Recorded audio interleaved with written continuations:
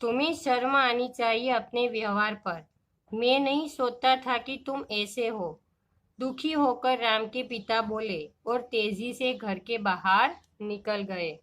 अब पिताजी हैं वो राम को कहते हैं कि आपको कि तुम्हें शर्म भी आनी चाहिए कि ये अपने व्यवहार पर कि मैं नहीं सोचता था कि तुम ऐसे हो। कि दुखी होकर है वो राम के पिता वहां से चले गए।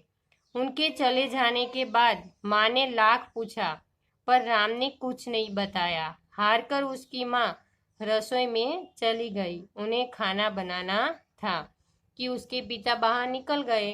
तो माँ ने भी उसे पूछा कि क्या हुआ, स्कूल पे क्या हुआ, अध्यापक जी ने क्या कहा, कि बहुत उन्हें पूछा पर कुछ राम ने कुछ भी नहीं बताया।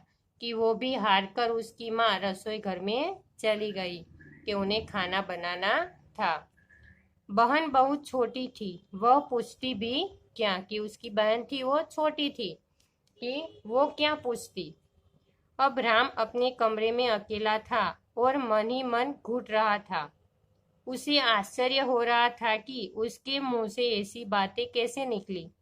उल्टा चोर कोतवाल को डांटे कि उसका दोष था तो दूसरे पर वो डालता है। कि उल्टा चोर कोतवाल को डांटे। अध्यापक जी सही काम कर रहे थे और वह कह रहा था कि गलत काम कर रहे हैं।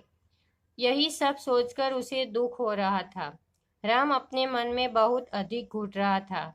वह अत्यंत दुखी हो रहा था। एक ऐसे अध्यापक का अपमान करके जिनका कॉलेज में सभी सम्मान करते हैं। कि ऐसे अध्यापक थे कि कॉलेज में सभी उसका सम्मान करते थे और उसने क्या किया, अपमान कर दिया।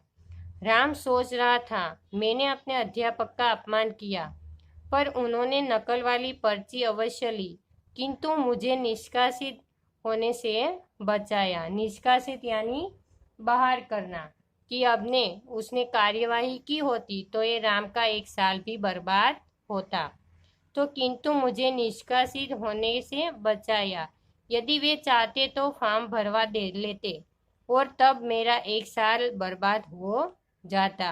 अब वो कमरे में अकेला बैठता है और मन ही मन वो दुख होता है और मन ही मन वो सब सोचता है कि मैंने ऐसे अध्यापक का अपमान किया जो कॉलेज में सभी सम्मान करते थे। कि इसने जो पर्ची वो फॉर्म भरवाया होता तो उसका एक साल भी बर्बाद हो जाता। तो मन ही मन वो बहुत दुखी होता है।